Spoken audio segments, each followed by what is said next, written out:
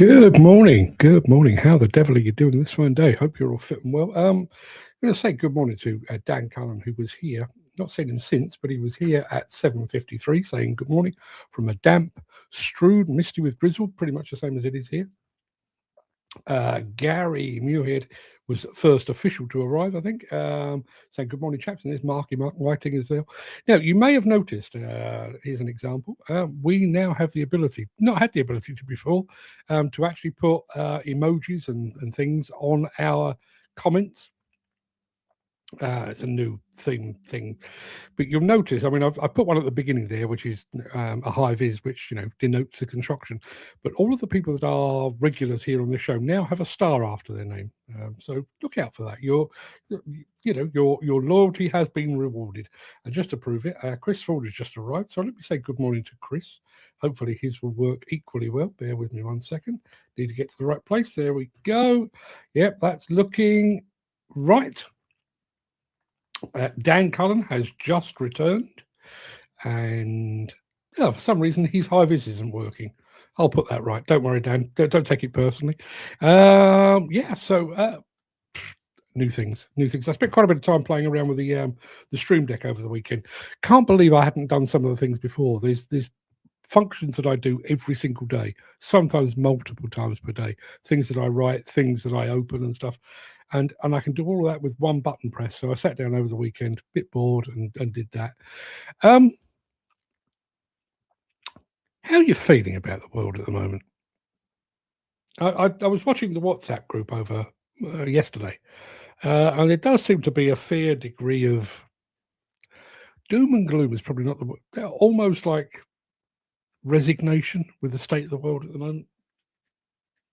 And I can't remember the last time I felt this way about the world. The 80s, maybe. I mean, I realise, times are pretty hard out there. There's not a lot of work around, not a lot of money around at the moment. But it's more the bigger threat, the bigger issues around the world.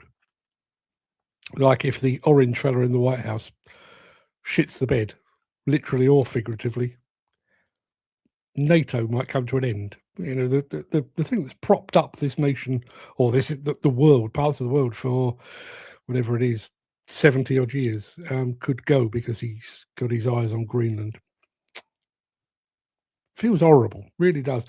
That being said, I was sat here just before the show started. I was actually trying to think of the last time I felt truly, truly upbeat. London 2012 Summer Olympics was the one that popped immediately into my head. Listen, it may well be belated January blues. I'm not. Don't worry.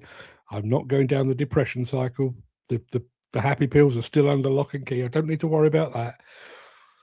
But it just feels really, really horrible out there, and the way that people.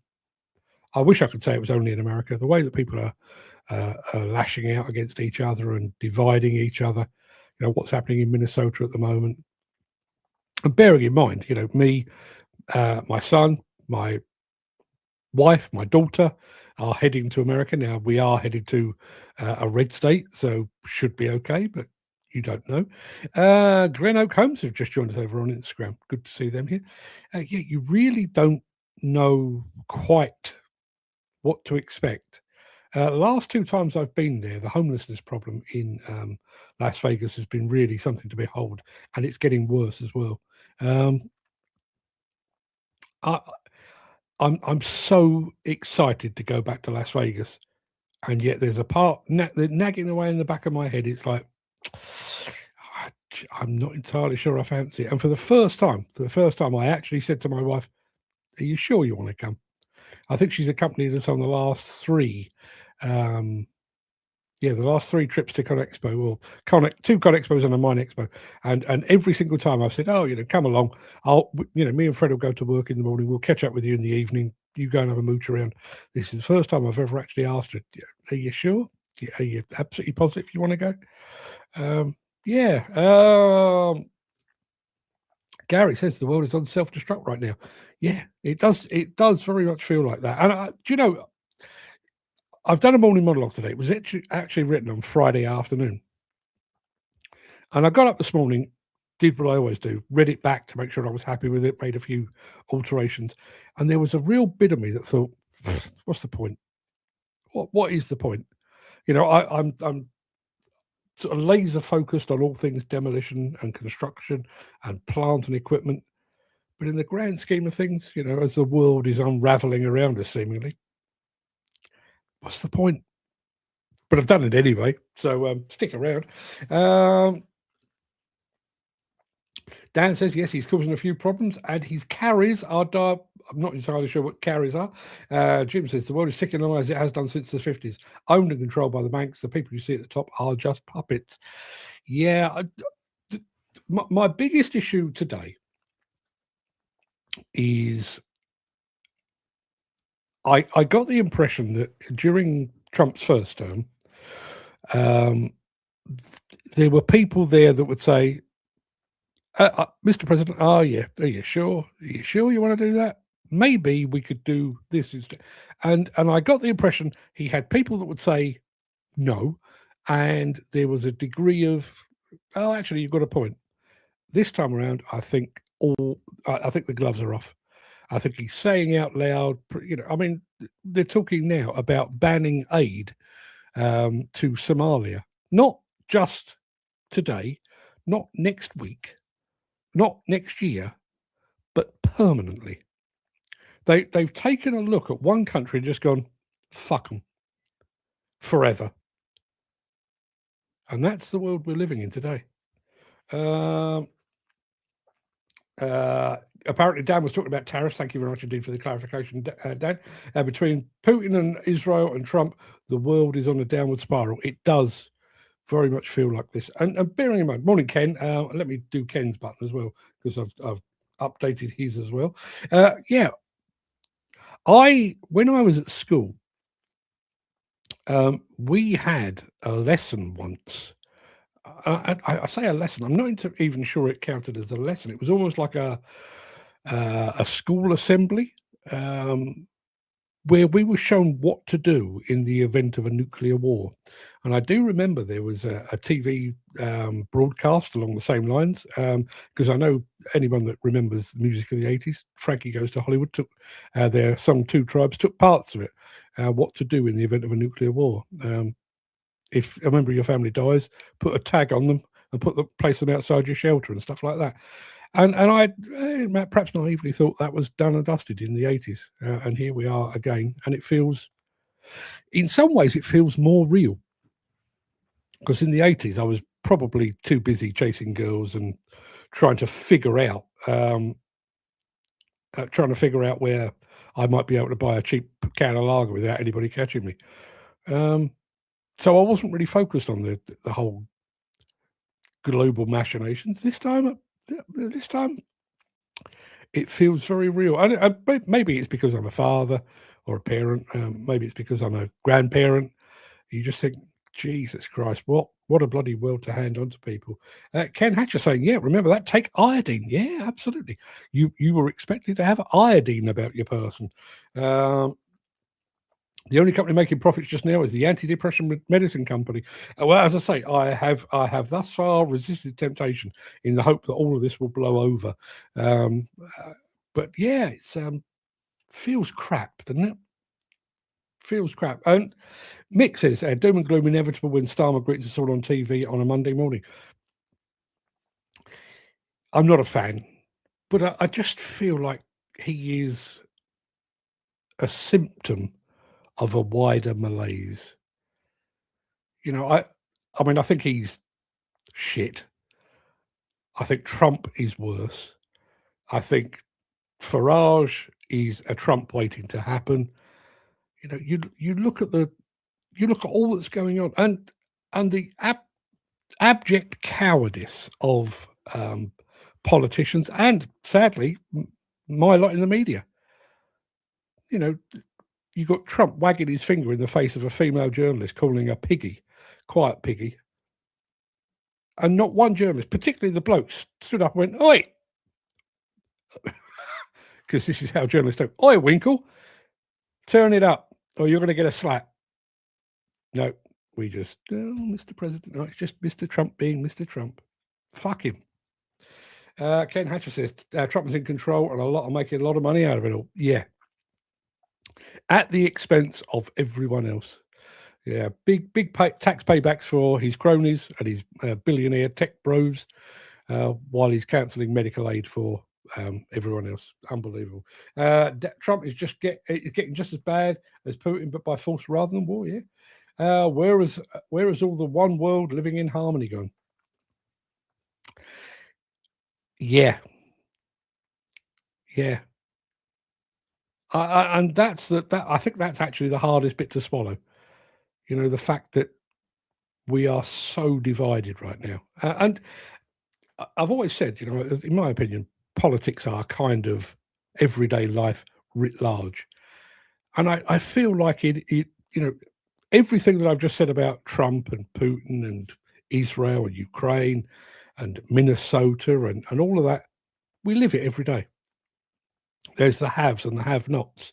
You know, there are people on the sites that you'll be working on that are completely anti-women, anti-black people, anti-brown people, anti-trans people. Who gives a shit? Really? What difference does it make? Jim says the media is owned and part of the machine. Why would they tell the truth? It's a downward spiral, though, Jim. I think. And listen, I realise I'm hardly the New York Times or the Washington Post, but when I finish this show, I will have told you the truth. I'd like to think that the people that are watching this will know that I've told you the truth. And maybe you'll make some decisions based upon the truth that I've told you. Whereas there are others of my ilk who will publish a magazine every once in a while and they will lie to you. And they will lie to you because money's changed hands. Oh, this new excavator is the best thing since sliced bread. But excuse me while I go and cash the check from the people that made it. What is the value in that? So you take the word of one of those magazines, one of those online influencers, and you put your money where your mouth is. You go and invest in an excavator upon their recommendation, and it turns out to be a piece of shit. It's just a piece of shit that was paid to be promoted. Not my game at all. Mick says they'll all be blowing smoke up Donald's arse in Davos this week. Again, you know, how much more respect would you have? And I'm certainly not expecting it from Keir Starmer because I think he's a weak, lily-livered leader. But how much respect would you have for a Macron or, you know, the main person in Denmark or Finland or something if they just walk straight past him? Don't shake his hand. Don't stand beside him for a photograph. Just leave him on his fucking own. The divide between the rich and the poor is so vast right now. Yeah. And bearing in mind, regardless of whether you make computers, cars, mobile phones, food, doesn't matter what you make. If you are earning billions as a billionaire, because that's kind of what they do, you will be reliant somewhere along the line upon working men and women. So your vast wealth, your vast billions hinges upon the blood, sweat and tears of working people. And you are actively encouraging a government to penalise those very people. Jim says it's always been like this, but the veil has been lifted slightly in our modern world. Yeah, maybe it is. Maybe that's what it is. Maybe we are a bit better informed. But even then, you know, you would like to think, I mean, bearing in mind, you know, I'm not getting ahead of myself here, but you remember we had the Nuremberg trials after World War II, where we gradually gathered together all of the worst of the Nazis and brought them to trial. But there was a lot of investigation to do before that happened, and you know there was a lot of I's to dot and T's to cross. This time there's an electronic paper trail. We can see what Trump did, what Stephen Miller did, what Marco Rubio did, what Keir Starmer did, what Liz Truss did, what all of them did. It's right there in front of us. Mick says, "Morning, Mark and all. Just out of interest, I'm about to email you a file of photographs. Hope you can get them okay." Mick, good morning, and I will let you know when it arrives. Ken says, "We're like slaves." Yeah, does feel like it. The divide between rich and poor is created by inflation through more money printing. I saw a statistic the other day that you see numbers sometimes, and it just kind of, wait, what? So get your head around this. I'm pausing for effect here. Now, bearing in mind, the mighty US of A has been in existence for whatever it is, 250 odd years, right? 80% of all the dollars ever created in the entire history of America were created in the last 5 years. I'll say that again because I want you to. 80% of all the dollars ever printed were printed in the last 5 years. There you are. More money printing. Macron's recommending retaliatory tariffs. Good. Although I don't get the impression that, excuse me, I do need a slurp. I'm not sure tariffs work against Trump because I'm not entirely sure Trump knows what a tariff is. He does seem genuinely convinced that if you put 10% tariffs on UK imports because of our refusal to go along with his Greenland invasion plans, that somebody will be stood at the US border, and every item that goes across the border from the UK, they'll have to hand over that 10% tariff. It's his own people that'll be paying it. And he doesn't seem to understand that at all. Wow, no wonder all governments are buying gold. It makes sense now. Yeah, absolutely. Yes, Ken, we are slaves to debt. Being debt-free is the only way to beat the system. Yeah. I promise I'll start the show in just a minute because we are 20 minutes in or thereabouts. One of the other things, my youngest daughter took delivery this weekend of her new donor card. She'd had one in the past. I think she broke it. So she's got an organ donor card. And I said, I thought it was high time there was an opt-out system rather than an opt-in. And I'm reliably informed, I haven't checked this, but apparently we do now have an opt-out system. So as a matter of course, if you turn your toes up and you've got gizzards and organs that are worthy of harvesting, then they will be, unless your family specifically decides that they're not going to. Wouldn't it be lovely to have an opt-out of modern life? You see Keir Starmer make one of his decisions. You see somebody making a decision regarding taxation or immigration or what, just makes a decision. And you just go, do you know what? No, not having that. You crack on. You crack on. If you want to invade Greenland or Canada or Colombia or Venezuela, you crack on. I'll be over here doing my own thing. We'll just agree to disagree. Mick says, been watching Trump the last 3 weeks. Anyone think they can remember someone else carrying on like he is? Give you a clue. It started about 100 years ago. Yeah. And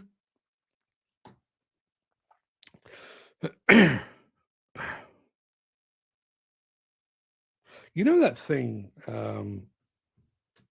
about evil, and when I don't know, evil grows when good men do nothing. One of the things that I find most amazing in the present time is I watch a lot of coverage of American politics because the old adage, America sneezes, we catch a cold, and all that kind of thing. So I do tend to watch it quite with quite a great deal of interest. And there are commentators in America, and I'm talking about pucker journalists who I have a professional respect for, and they are now resorting to calling Trump names, or apparently he has a certain not particularly pleasant odor about him. And they're pointing that out. Is that what we did with Hitler? I mean, I'm very familiar with the whole one ball Albert Hall thing. But when somebody is threatening global peace, is our fallback position actually calling them names and saying they smell a bit? Is that all we've got left? Is that it? Chris says, I don't know about being debt free. I've always had plenty of free. Chris, something else you and I have in common. Wow, that's a great thing he's doing. Yeah, that's Macron. Why don't we have an option to go off the grid? No government to listen to. Still live within the law. Yeah. It's funny. You know, we were talking, and I promise I'll start the show in a moment. You know, we were talking a little while ago about the shortcomings of the health and safety executive. There was a time, I went back and checked, back in 2009, there was talk of the UK demolition industry having what is known in the trade as earned autonomy. In other words, the health and safety executive were basically saying, if your health and safety track record is good-ish for the next year, 2 years, 5 years, then we'll take a bit of a step back and we will let you police yourself. If it all goes tits up, if there's a rise in accidents, a rise in fatalities, we'll come back and we will deal with it. But there is this thing called earned autonomy. Wouldn't you love that as a private individual? Earned autonomy. You've kept your nose clean. You're a law-abiding citizen. You do all the things that you're supposed to do, and the government just says, if you want to, as whoever it was, Dan, if you want to go off grid, just take a step to one side and go and do something else. Live your own life, forge your own path. Then you have our backing to do it. But no, they want us to comply, basically. No, your daughter, that's an amazing thing she's doing. Yeah, well, thank you. Yeah, I mean, it turns out it's one of those discussions that was never had. Turns out, I mean, I've got an organ donor card, although quite who would want my giblets at this stage, I've no idea. But my son, my daughter, my eldest daughter's got one, my wife's got one. It's only my son that's a holdout, and I think it's just because he's never bothered. He has been a blood donor, though, so he's okay, doing okay. I apologise, Ken, because we are nearly 24 minutes in, and I haven't pressed the button. So let me do that now. Let's get cracking and try and put a smile on their collective faces with this.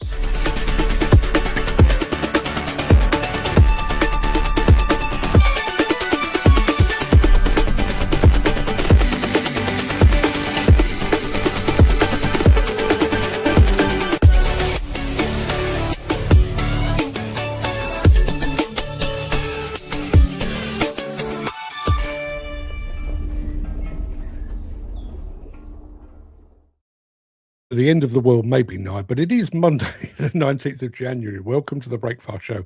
I am your host, Mark Anthony, the Walrus of Demolition, the Lord High Chancellor of live streaming, and the authentic voice of the global demolition industry. And in today's show, Tony Beets is in a gold rush to see the new Volvo A60. If you watch the TV show, you'll know exactly what I've done there.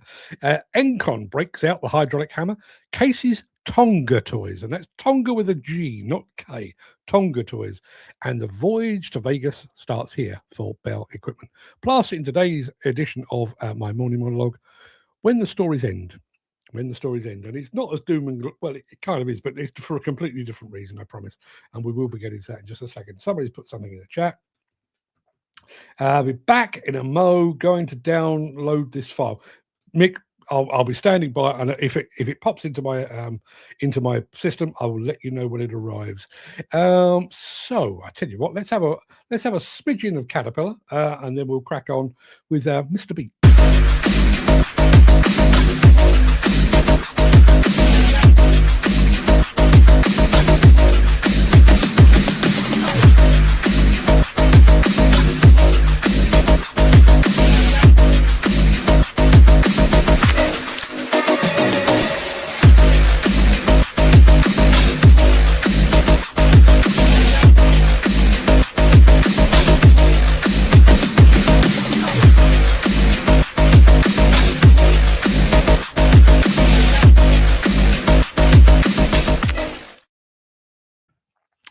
Yeah, we are, well, not once, but twice. We're going to be talking about ConExpo today. We get to what Bell has planned in not so long. I think it's the last film of the, it is the last film of the day. But before that, we're going to be looking at Tony Beets, he of Gold Rush, and his recent trip to Volvo Construction Equipment ahead of ConExpo 2026.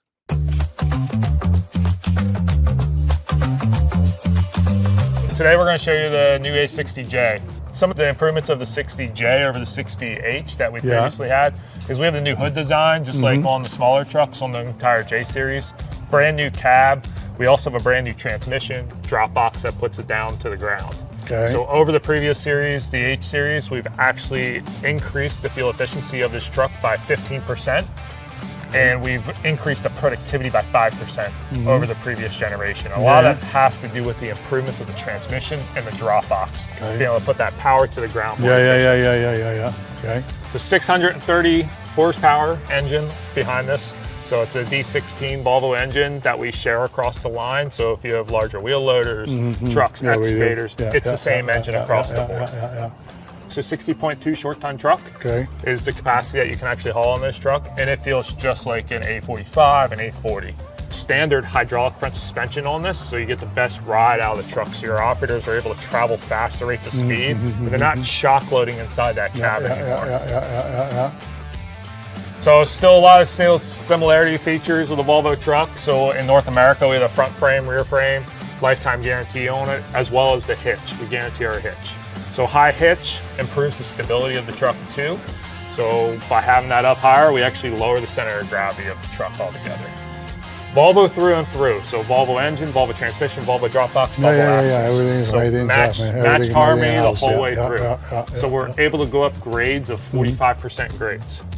And going down slopes at 45% slopes as well too. Beautiful truck, my man. It is. Like I say, they get bigger and bigger and bigger. They get bigger and bigger, yep. Bigger dollar. Right?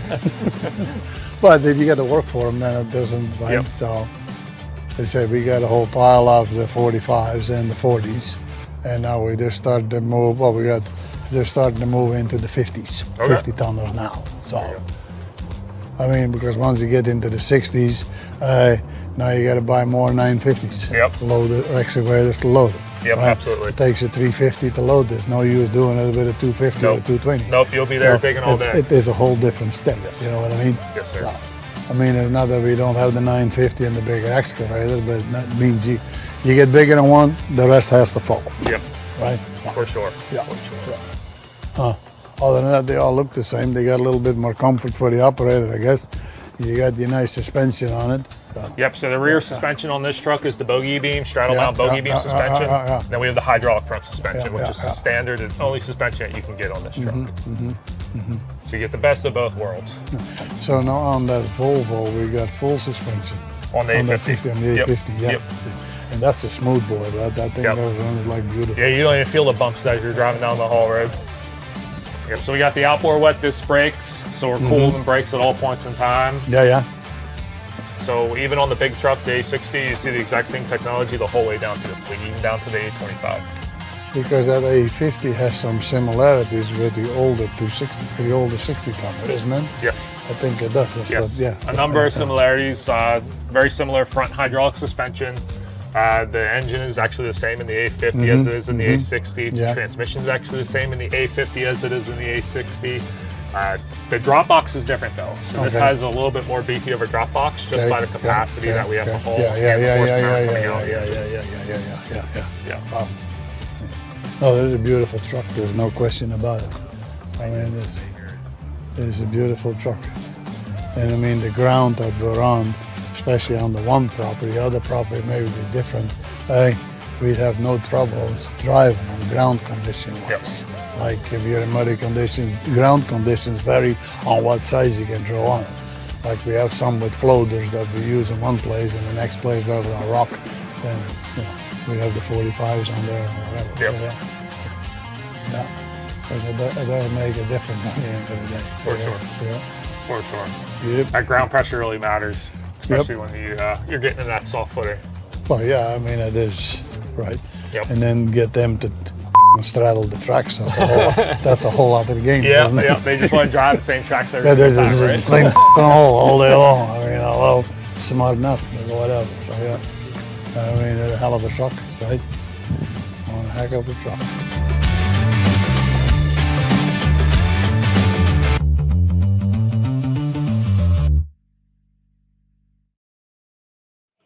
Dan asking, does he buy them? That's the question. Well, it's a good question. Who knows? Maybe that will be announced when we get to ConExpo itself. I mean, going back to that, the point that he was making, they're running a certain size excavator. If they go up to the A60, they've got to increase the size of their excavators as well. So it's not just a one-off. Isn't that the bearded guy, that badass good prospector who's on cable TV? Mick, it is. That is Tony Beets from, it is Gold Rush, isn't it? I'm fairly sure the show's called Gold Rush. My apologies. I've never watched it. But yes. Mick saying gold prospector. Yeah, you're absolutely right. Dan is on his way out the door. Going back to Mick, has said, don't forget I'm on Italian time. The internet already looking forward to lunch. To be on Italian time right now. Mick Norton says, I wonder if the NHS would ever qualify for earned autonomy. No, I don't believe so. I don't believe so. I think there's too much money involved in keeping it exactly as it is. Kickbacks on the purchase of equipment and medications and stuff like that. I don't see anyone loosening the strings on that one at all. What have we got coming up next? Oh yeah, we're headed down under-ish to look at some Tonga Toys with a G. If you are enjoying this episode, please consider supporting the show. You can leave us a tip at buymeacoffee.com/demolition news. Yeah, about to introduce you to Tonga Excavations, who like them a case or two. Hi, I'm Nick Colbert. I'm a territory manager at Case Victoria. I had a relationship with Nick at Tonga for a good part of the 12 years I've been with Case. We've supported Nick in his growth from being a single owner operator all the way through to having upwards of 17, 18 excavators. We support his business to keep it up and running, whether it be through parts, through service, through on-site service, through sales. We understand how important it is to have machines working. Tonga continues to choose Case Victoria and the Case excavators is due to the product looking after him and Case Victoria continuing to support and back up his business. The fact that the machines are reliable, fuel efficient, and our service and backup and support has continued to help him grow his business over the last 15, 20 years is the reason not only Tonga but other customers can continue to keep coming back. My name's Nick from Tonga Excavations. We mainly specialise in basements. When I say that, from the retention to the bulk and all the way down to the final detailed works. I've got a fair few CX145s and the CX235s, which is the 15-tonne and 25-tonne zero swing with a blade. The zero swing, it enables me to actually bulk the ramp out, load the trucks at the same time and turn around and not damage the back end of the machine. So it's critical to me to have those type of machines in my fleet. Case's fuel consumption compared to other brands is probably second to none. And when you add it up, after a week of work with 18 machines, it does add up. Customer service plays a big part, and relationships with the people you're dealing with every day play a big part in who I choose to buy my machines from. The good thing with Case Vic is that regardless of where I'm located, because my machines are located all around Victoria, regardless of where they are, it's one phone call away and I get answers straight away. At the end of the day, my business is governed on having good, reliable excavators, and I've had nothing apart from that with Case for the last 15 to 20 years.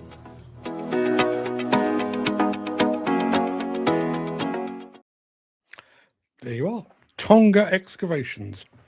You saw it here first. We've got a bit of Engcon hydraulic breakout action in a moment after this. Since the finance bill came into effect in April, the construction industry has seen a surge of fuel thefts. The rising cost of living has placed an additional risk of theft by employees and contractors, as well as opportunistic thieves. By using diesel dye and placing warnings of its use, you are sending a clear message that this is your fuel.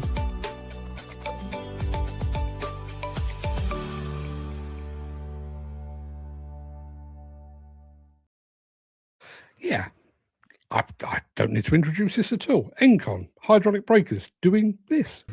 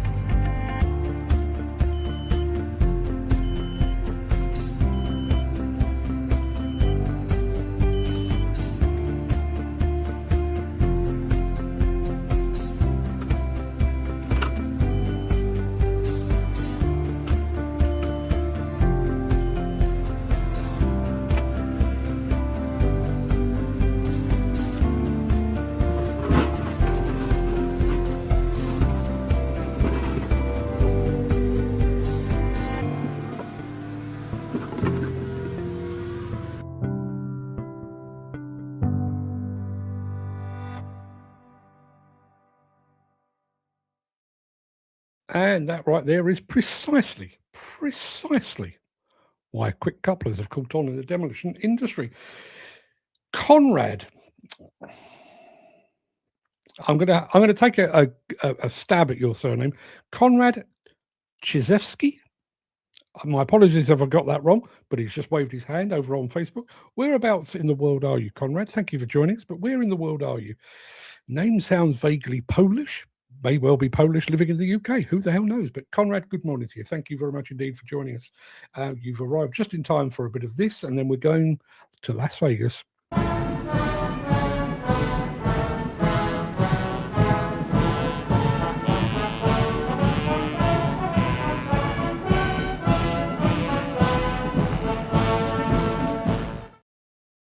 Yeah, our book, we've actually sold 2 this morning, actually. Our latest book, In Defense for Demolition, as I say, it's still on sale over at buymeacoffee.com/demolition news. You can see the link in the chat right there. One final film for you today, all part of our Voyage to Vegas series, which we're about to start. Yes, Bell are going to be there. You know, the ADT and grader people, they're going to be there. And this is what they have planned. Muddy ground, long shifts, remote areas, rising fuel costs. We understand the real-world problems you face.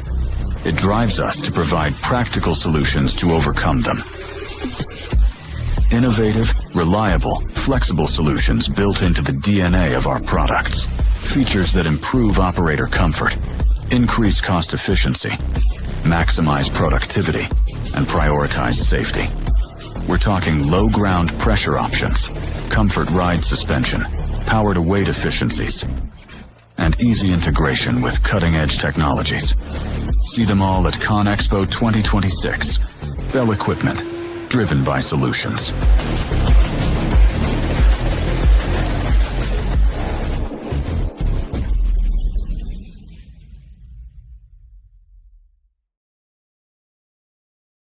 Weird how these things stick in your mind. I can actually picture exactly where the Bell stand is, assuming they haven't moved. I know exactly where their stand is. So looking forward to seeing what they've got on display in Las Vegas in about 6 weeks' time. Looking forward to it. despite my concerns about all things American. Anyway, that's about it for the main part of today's show. I'm going to roll the outro in just a second before leaping gazelle-like over into my morning monologue. If you can't stick around for that, please stay safe, look after yourself, your family, your friends, and your colleagues. I hope to see you again very soon. But if you do have the time and the inclination, I will return after this.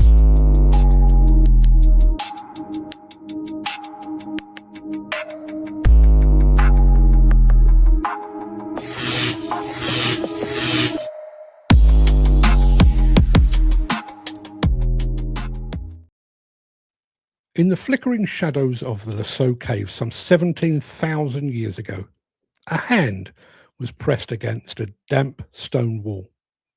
Pigment was blown through a hollow bone, leaving behind the silhouette of a palm. It was the first human broadcast. It didn't merely say, "I was here," it said, "This is what I saw, this is what I felt, and this is what you need to know to survive."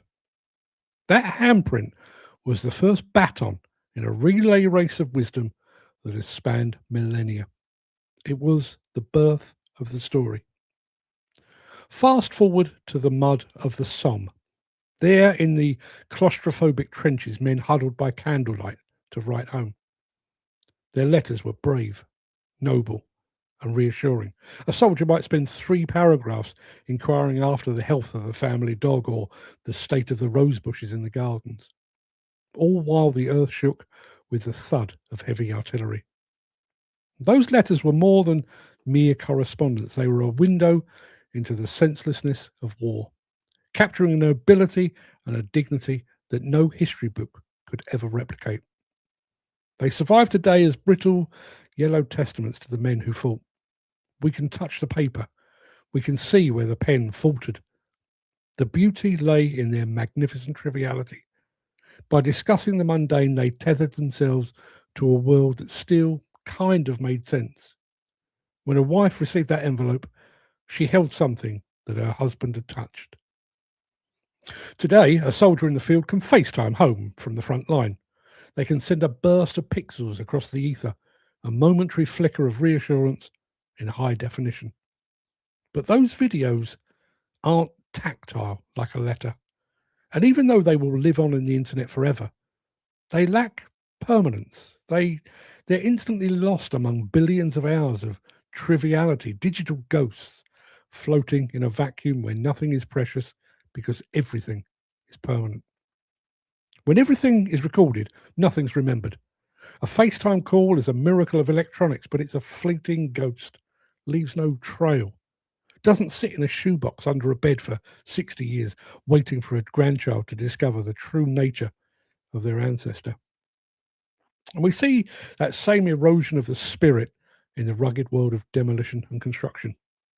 For generations, this industry has been a bastion of oral tradition. It was never truly learned in the sterile quiet of a classroom or through the cold glow of a tablet computer. The site was our classroom. Knowledge wasn't delivered, it was handed down and passed along like a family heirloom. It was shared over morning coffee, in shouts across site, and in the quiet, weary comments shared at the close of play.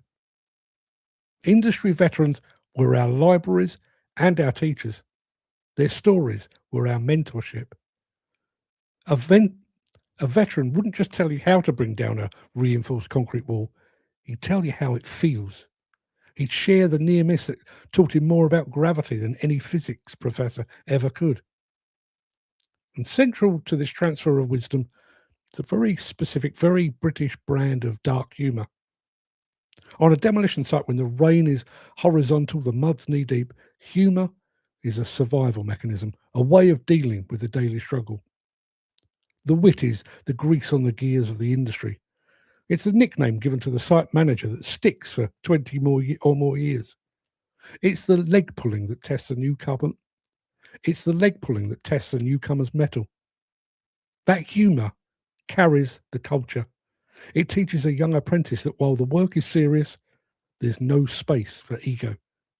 And when we lose our storytellers, we lose the laughter that makes the hard days bearable. If the soldiers were the authors of our wartime history, the veterans of the demolition and construction industry are the authors of our urban landscape. But their stories are rarely written down. They're etched into the lines on their faces and the calluses of their palms. A man who spent 40 years on site is a walking archive. He doesn't teach through PowerPoint presentations. He can tell by the specific sound of a diesel engine if a machine is struggling. It's folk wisdom in a hard hat, knowledge that's been passed down through generation after generation. But we're currently witnessing the great retirement, a mass exodus of these industry prophets. As each man hangs up his hard hat, a vital library closes its doors. When they walk off site, they take their gut feeling and their stories with them. We're trading lived experience for binary certainty. And the final act of this tragedy, I guess, will be the rise of the autonomous machine. Imagine a site 50 years from now. It'll be efficient, certainly, but it'll also be silent. A robot doesn't remember the Great Storm of '87. A self-navigating excavator has no use for the stories of the men who came before it. When man is replaced, the storytelling ceases entirely. The machines won't reminisce. They'll simply exist until they're obsolete. The tragedy of the modern age is that we've mistaken information for wisdom.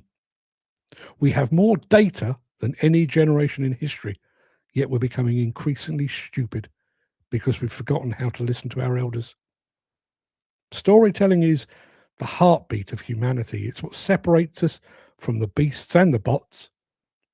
It's the way we process our trauma and ensure that the mistakes of the past aren't repeated. If we allow the chain of storytelling to break, we aren't just losing industry knowledge, we are losing our connection to each other. We should treat the veterans of this industry like the treasures they are. We should sit with them while we still can. Because once the last storyteller leaves the site and the machines take over, the silence that follows will probably be the loudest thing we've ever heard. There you are.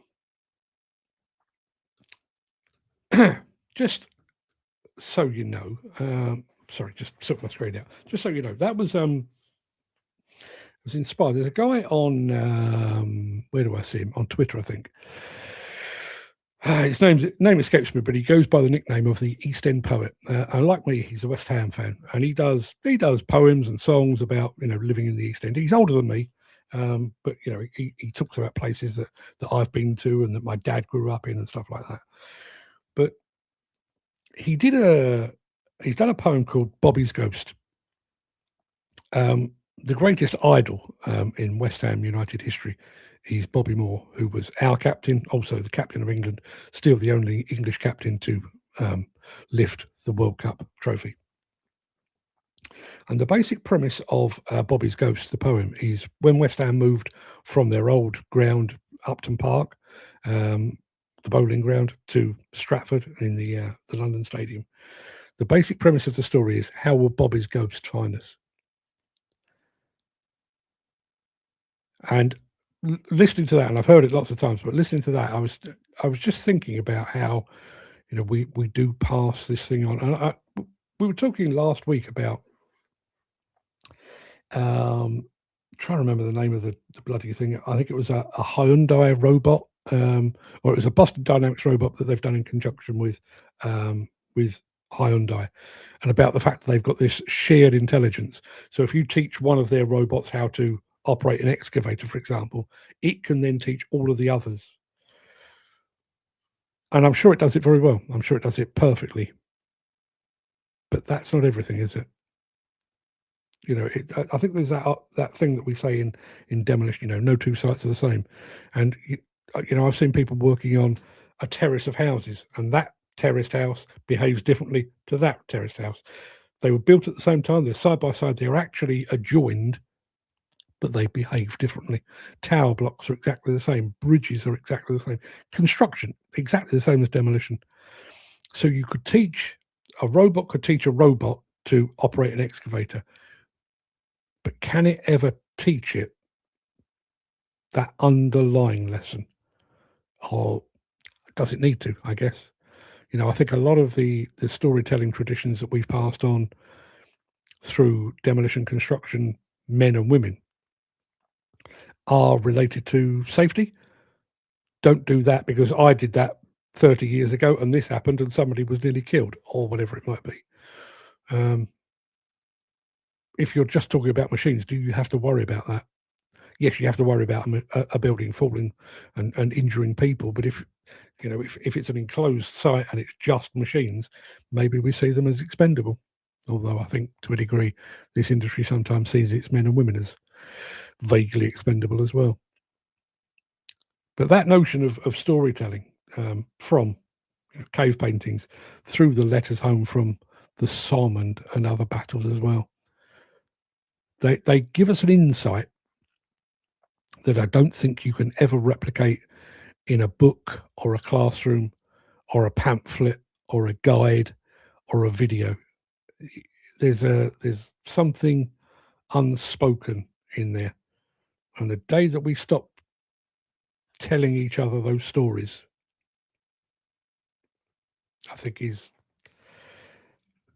a sad day, but it's a bad day for the industry. What's the chat got to say?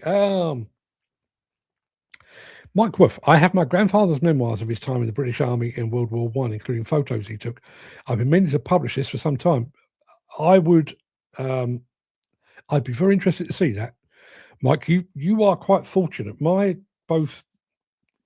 grandfather on my mum's side, the one that my paternal grandfather died when I was 11. And, he mentioned the war a few times. He was stationed over in Burma. But I guess when I was 11, he didn't believe that I was ready to hear the truth. So it was always kind of laughed off. Oh, yeah, I was in Burma,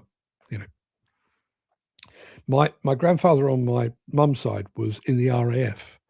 And he too passed when I was relatively young. And I do get the impression, it's weird. I was probably 18 when he died. And it was only many years later that I realized he'd been very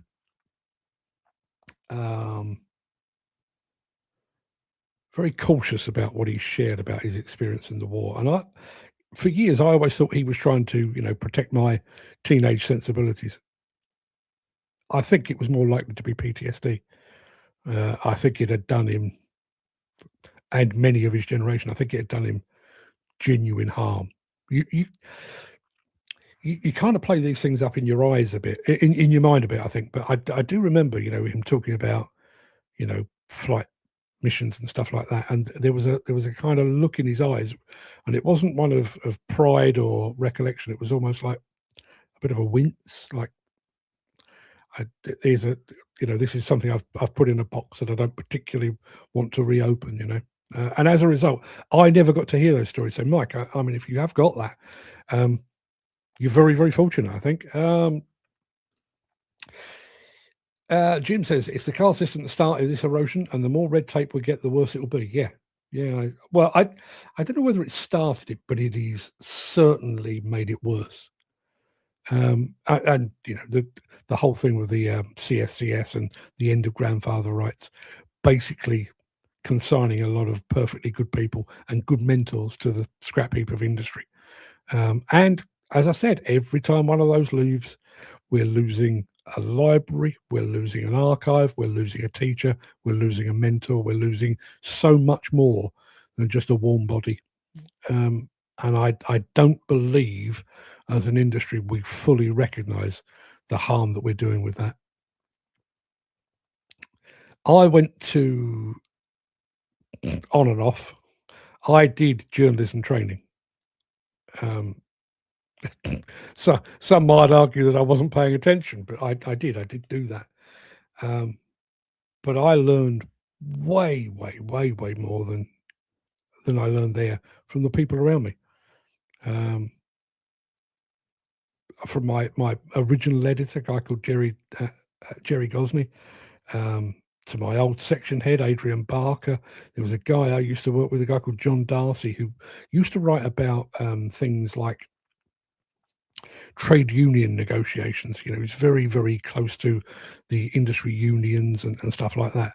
And he used to arrive for work, copy of the newspaper under his arm. He'd read that for a while. He'd have a cup of coffee. Then around about 11:30, he'd vanish. And sometimes, if a news story that was in his wheelhouse, if that broke and he wasn't sat at his desk, as the junior member of the team, I was sent to find him, and I found him either in the pub or the bookies. But he taught me so much. He genuinely taught me so much. Not about how to drink. I'd already figured that out. Not about how to place bets, because I'm terrible at that. But the way that he interacted with people, his style of writing, and the fact that I lost sight of this. I tried for a while to be friends with people in the industry. And one of the things that John Darcy once told me was, you can't be, because sooner or later, one of your friends will do something that you don't agree with. And your job as a journalist is to report on that. They might have had a fatality on site. They might have done something criminal. You can't allow your friendship with them to prevent you from reporting that honestly and truthfully. And it was a fantastic piece of advice. I lost it for a while. I worked a bit too closely with some people, and it did come back to bite me on the arse. When you're phoning somebody you consider to be a friend to say, I know we're mates, but I'm about to write an article that's going to show you in a very poor light. It's a conversation you shouldn't be having. It's also that people aren't actually bothered about the industry they're part of, as they have no pride in what they do. I can't argue with that, but I wonder, Jim, is that the people, or is that the industry? I'm always keen to take that kind of step backwards and to look at the bigger picture. And I do think a lot of people in a lot of industries now work. I think we all work just for the pay, for the pay packet, for the check at the end of the month or the end of the week. I think we all do that. But I think when an industry sector or when a company treats you like fodder, like cannon fodder, are you then inclined to take your job seriously? To have pride in what you do? Or if they see you as nothing more than a drone, are you more inclined to work like a drone? I'll do as I'm told, but 5 o'clock, that's it, I'm done. Poke your job up your arse until 8 o'clock tomorrow morning. Which came first, chicken or the egg? Mick Norton, can you program a robot to anticipate hazards? To a degree, I think you can. I think, to factor in things like stability and, if you, for example, if you have, I'm imagining this. I don't actually know if this exists, but I would imagine you could program, let's say, a skid steer working on a top-down demolition, and it finds its horizon and, within a degree or two, allowing for rubble on the ground and stuff, with everything's absolutely fine so long as you remain within the. But if suddenly the horizon is 10 degrees out of kilter, Houston, we have a problem. I think you could program it to that degree, but you can't program that sixth sense. That intuition that comes with extensive experience. And I think that's exactly the same in humankind as well. You could have a 20-year-old high reach excavator operator who is absolute mustard. He can make that machine sing. But if he's working alongside somebody that's been doing that for 30 years, I think you'd be able to spot the fact that 30-year veteran has a better feel and is kind of. One of the things I remember about my dad was a chauffeur, as I've mentioned on the show before. My dad was like a grandmaster of chess.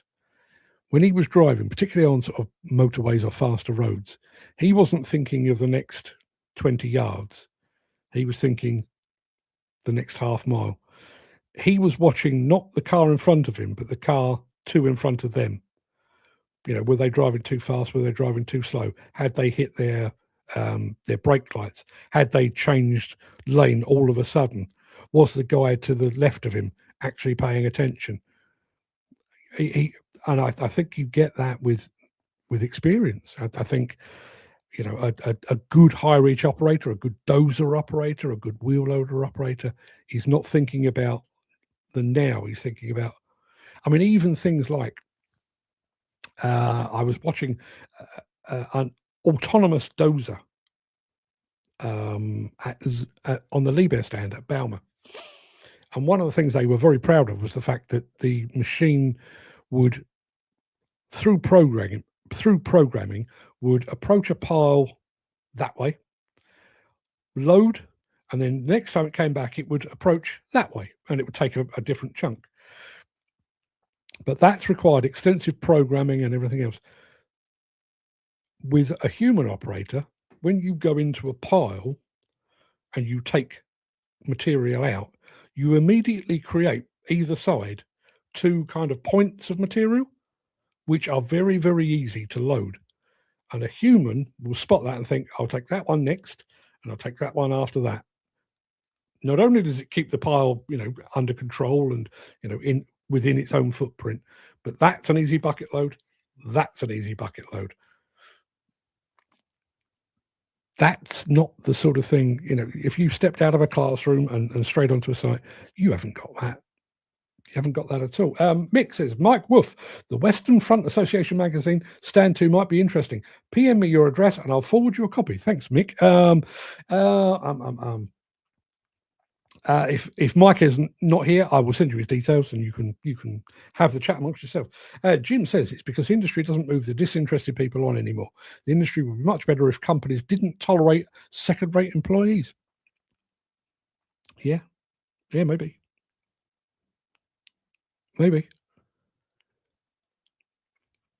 Then again, I guess there's, to a degree, there's kind of a self-fulfilling prophecy there, isn't there?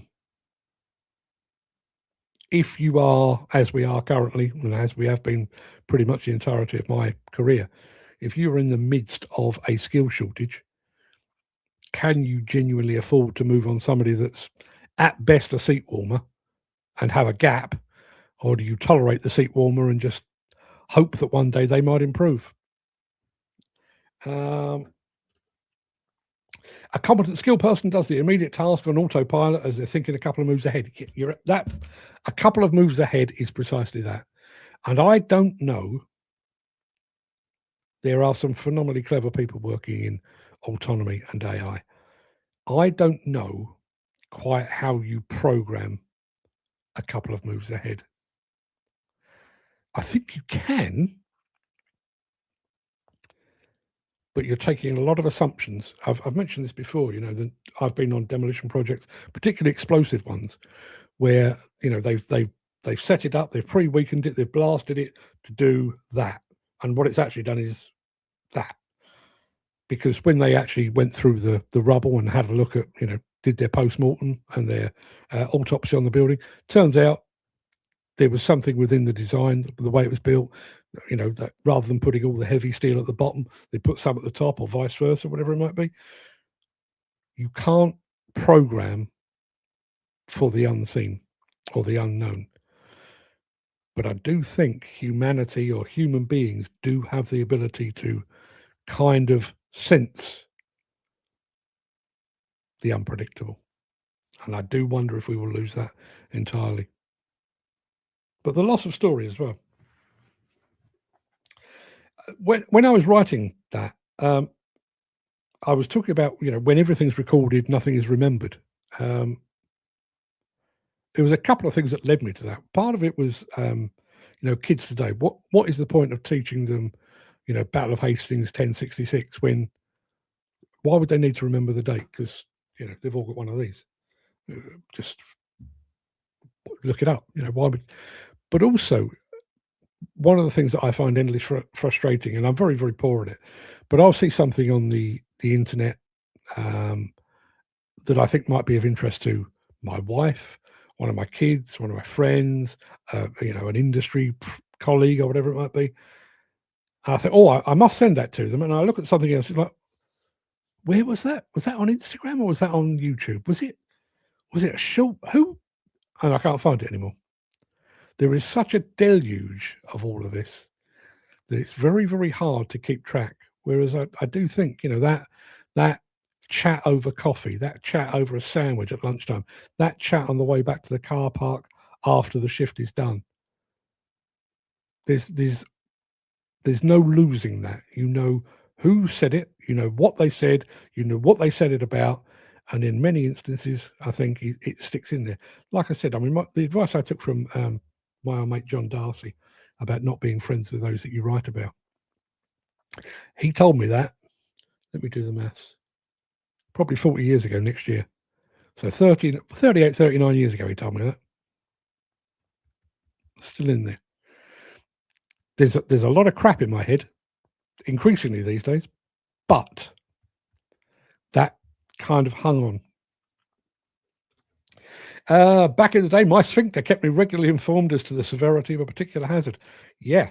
I mean, I know you've done that with a smiley face and everything else. But yeah, I mean, we were talking about that feel thing Thursday, Friday last week. That you do drive a bit by the seat of your pants. I mean, as a car driver, I do that. I can't remember. Is it the M40? I think there's one of the junctions where the M40 joins the M25, and you come round a long kind of bend. And I early doors, a good few years ago, I tried to take it a bit too fast, and the tyre screeched, and it felt dodgy. I mean, dicey. Not done that again, because I did it once, and now in my head, that junction is, oh yeah, you hit the brakes about here. I mean, I even have it with if Mike Wolf is still here, I'm sure he'll back me up on this. There's kind of a rhythm to writing. I kind of feel it more now that I'm reading words that I've written, but there is a rhythm. And the number of times I'll write something and it's spelled correctly, it's grammatically perfect, all the punctuation is precisely where it should be and doing the job that it was designed for.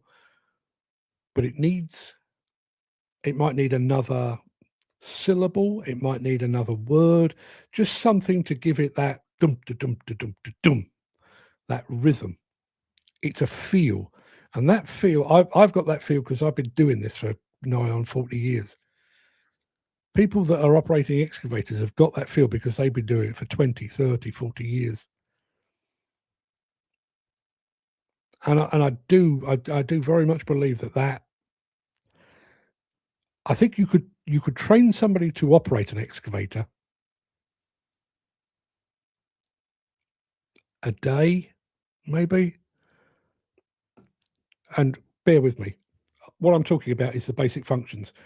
That's how you lower the bucket. That's how you lower the boom. That's how you crowd the bucket. That's how you slew. I think after a day, somebody would have that down. Are they an excavator operator? No. And I do think a lot of the most vital lessons in doing that are the comments from your colleagues, the feedback from the person that is mentoring you on your first site. Yes, you can do that. That's how you crowd the bucket. But if you did this, for example, if you crowd the bucket as you start to slew, you're working a little bit quicker and so on. If you make sure that as you're going, you're raising the bucket so you get over the side of the truck, then that's not in a textbook. It's not in a PowerPoint presentation. It's in there. Jim says, I have to screenshot things or I'd never find it again.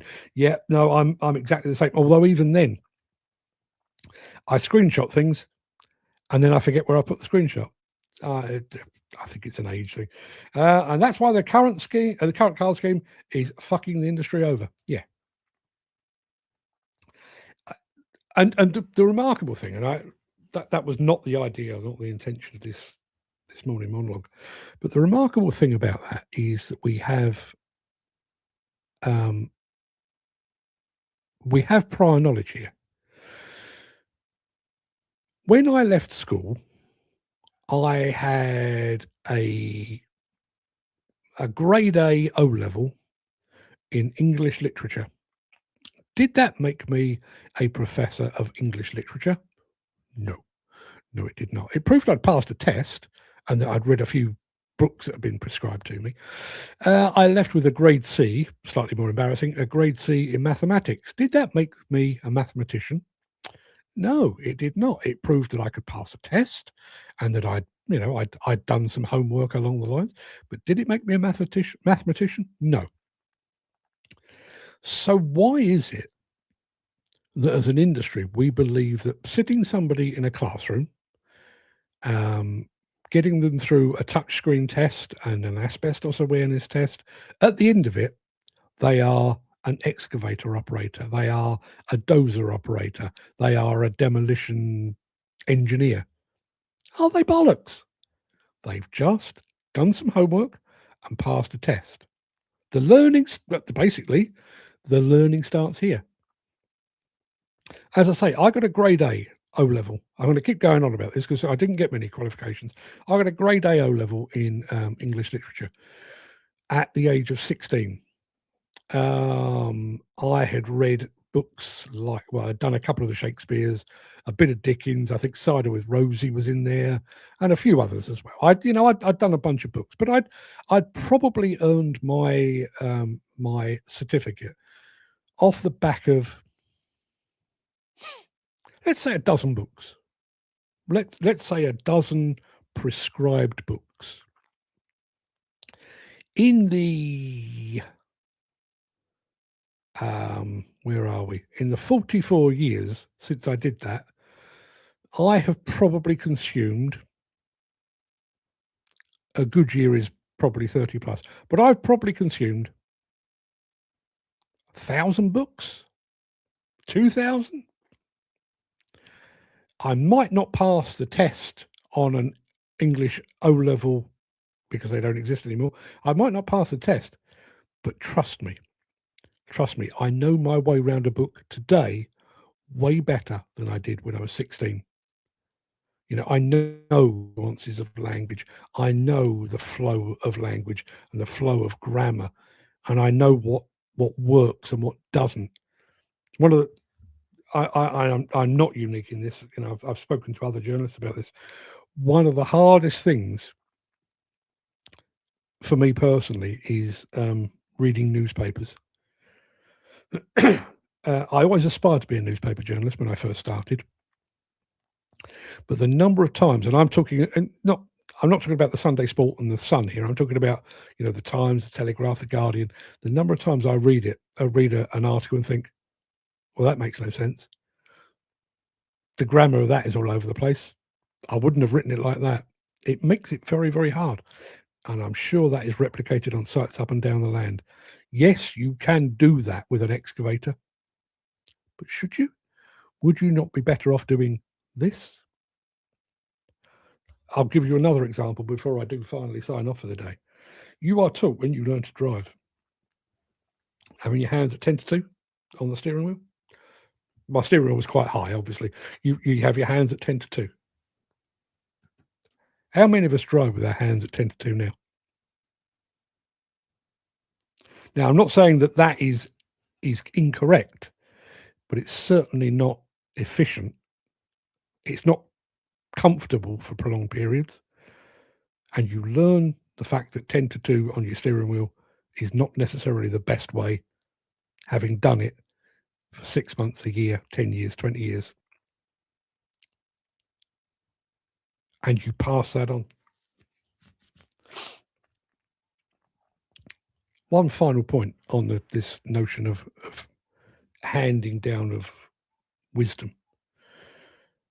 I used to subscribe to a couple of fishing magazines, the Angling Times. What's the other one called? Can't remember. Angling News, I think it was. My dad had always had them, so I kind of inherited that, and But I learned more about fishing sat beside my dad at 8, 9, 10 years old than I ever learned from them. You learn by watching and absorbing and being told, no, don't do that. Do this. Oh, okay. Yeah. Jim says we need professional tickets and L plates so people can have a chance to gain skills on real sites whilst being mentored by skilled operators. I wouldn't argue with that. The only issue that I've got with that is I wonder what the wider industry reaction to that would be. I think there'd be a bit of abuse on site. And I think there might also be a possibility of bullying, and I also think there'd be that thing of site supervisors. He's arrived, he's got L plates. I'll give him the first half an hour. No, he's rubbish, get rid. I mean, I realise that goes on anyway, but I wonder if that might encourage that. Chris Ford says, I used to love reading books. I could read a book cover to cover without a break. Not had the time to do it in years. To be perfectly honest, I mean, I kind of blow hot and cold. I've currently got 3 different books on the go at the moment, and I've got an audio book, a fact, a non-fiction and a fiction. I kind of keep the mix going, and that gets me through.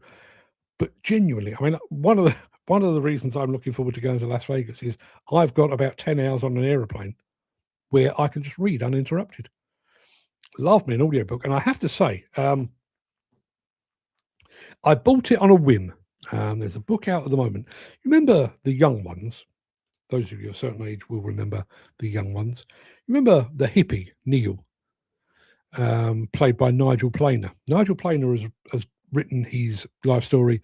It's called Young Once, not Young Ones, Young Once. It's brilliant. He's reading it. I've got it on Audible. He's reading it. It's in his voice, obviously, because he's reading it. But it is such an eye-opener. For example, if you're of an age where you remember The Young Ones and how anarchic they appeared, they were punk comedy, if you remember rightly. I was still at school when The Young Ones came out, but I do remember thinking, oh, this is like nothing I've ever seen. Just before that broke, Nigel Planer, Neil, the hippie, was in the West End of London, where he was the understudy to David Essex in Evita, Che Guevara. This one of the 4 comedy rebels of The Young Ones was previously working in the West End as an understudy in an Andrew Lloyd Webber musical. Honestly, if you get a chance, it's really, really good. If only the sector would realise the true worth of mentorship. I could do a daily show on that, almost. You think about the people that you've met, not just through work. I mean, there's bits of me that, there's things that I say out loud that are purely my dad. There's some stuff that I do that are purely my grandfather. There are bits that I write in a style that I've kind of borrowed from people in the industry, but I've borrowed a bit from Stephen King or Ernest Hemingway. Ernest Hemingway's boom, boom, boom, boom style of writing. Here's the thing, here's another thing, here's another thing. A real fast-paced, almost like a fast edit film was the Hemingway style. And sometimes that just does the job. And I do think we've lost a lot of that. A supervisor that would be swayed by the L plates wouldn't be any good for helping people, helping to advance the trainee. Plus, the site would accept an L plate operator in advance. Yeah, I wonder. I wonder about the client reaction to that as well. I've mentioned this before. We have a scheme now. Part of the policing of our card scheme is done by the major contractors, the tier ones. We insist that you have this piece of plastic. Okay, well, we've got somebody that's training. Can we train do the final bit of their training on your site? Absolutely not. Would the average tier 1 contractor allow an operator still sporting L plates on their site? My guess is probably not. Teach them in your own time, not on our site. There'd have to be another qualified operator there to shadow mentor the L plate operator, and I think that's one of the biggest drawbacks. I think we would see that as two men doing one man's job, which was never the case. As I said in that spiel, and I'm sure that the older hands in our midst will tell you this. It wasn't a case. You didn't take a veteran operator, take him off a machine, shut the machine down, and then go and stand beside a newbie or a rookie.